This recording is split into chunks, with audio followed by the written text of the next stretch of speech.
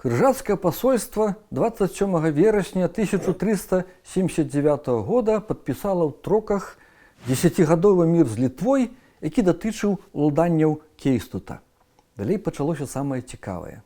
Крыжацкае пасольства разам з Ягайлам паехала ў Вільню, дзе, як адзначыў храніст, 3 дні і 3 ночы абмяркоўвалі з каралём Ягайлам сакрэты.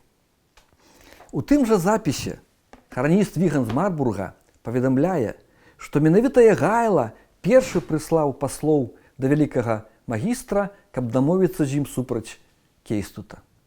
Далей, болей, 27 лютага 1380 года Ягайла заключыў перамір'е з Лівонскім ордэнам на 2,5 месяцы да 13 траўня. У тэксце гэтай дамовы відная выразна скіраванасць супраць Кейстута.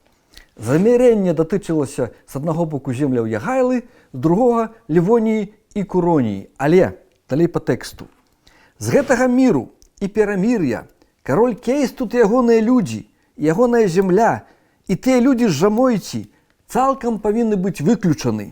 Так што ніякага міру і перамір'я паміж названым каралём Кейстутам і тымі людзьмі з Жамойці не жадаем захоўваць. І нарэшце кульмінацыя інтрыгі супраць Кейстута, патаемная дамова 30 траўня 1380 года заключана пад прыкрыццём дыпламатычнага палявання ў лесе пад Даўдзішкамі. Гэта ў міжрэччы Лепоны і Раўсве. Крыжацкі храніст Вігант запісаў, што Ягайла праз паслоў запрасіў хохмайстра вялікага магістра Вінрыка Кніпроде на паляванне ў Давыдзішках. Магіст выслаў прадстаўнічае пасольства ў складзе вялікага комтура, вялікага шпітальніка, эльблонскага комтура і тчэўскага войта. З Ягайлам прыбылі князь Іван, напэўна, гэта быў Скіргайла па праваслаўнаму імю, і Вітаўт.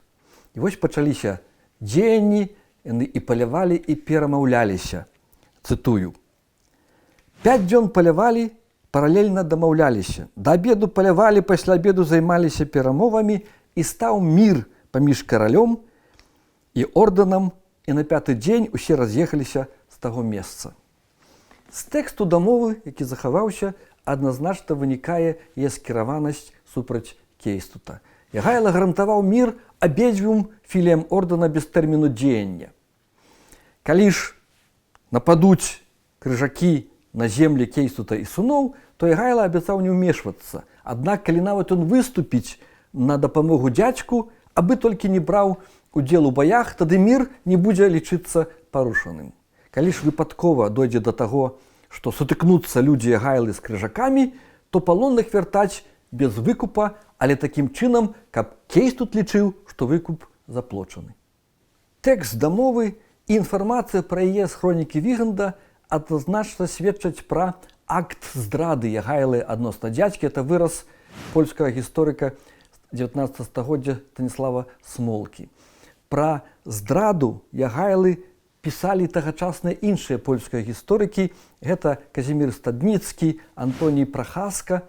Аднак у пазнейшай польскай навуковай літаратуры, у тым ліку ў сучаснай, сустракаюцца іншыя ацэнкі паводзінаў дзеянняў Ягайлы, якія абапіраюцца не на сведчанне крыніцаў, а на такую своеасаблівую інтэрпрэтацыю яго намераў і задумаў.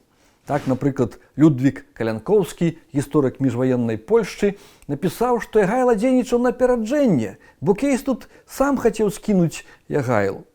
Паводле гэтага гісторыка, дамова ў троках 27 верасня 1379 года была часткай нібыта плану Кейстута па звяржэнню Ягайлы. Хаця насамрэч і ў дамове гэта напісана, паказана, што Ягайла першы гэту дамову падпісаў.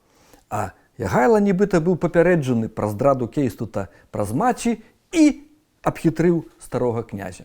Сучасны польскі гісторык Яраслаў Нікодэм прапанаваў інтэрпрэтаваць дамову 25 траўня 1380 года як сумесную задуму Ягайлы з Кейстутам абхітрыць ордэн.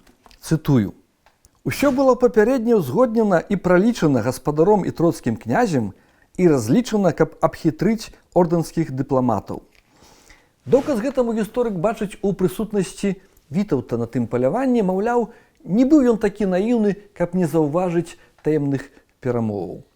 Дзеянні ж Ягайлы нібыта засведчылі яго дальнабачнасць. Ён не трымаўся старых схемаў у палітыцы і шукаў новыя. Галоўная праблема апалагетаў Ягайлы ў тым, што яны не папіраюцца на крыніцы, а толькі будуюць версіі і разважанні наконт намераў вялікага князя. А насамрэч крыніцы як наратыўныя, так і актавыя адназначна сведчаць, што вялікі князь Ягайла быў пачынальнікам, ініцыятарам інтрыгі супраць дзядзькі з мэтай здабыцця аднаасобнай улады ў дзяржаве.